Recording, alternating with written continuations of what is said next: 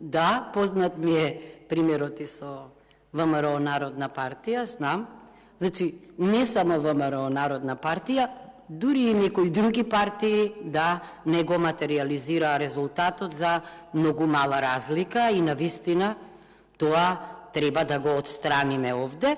Затоа и јас го афирмирав денеска ова како прашање. Иначе мислам дека штом велиме ние изборен законник треба да се носи и да се менува со мнозинство блиско до консензусот, треба да ги имаме во предвид интересите на сите. Се согласувам со вас, меѓутоа многу подлабоки причини има за доминацијата на екзекутивата секаде во светот и во Европа, ама кај нас во драматични размери. И да добиете мислење дека спремни сме да дискутираме за пред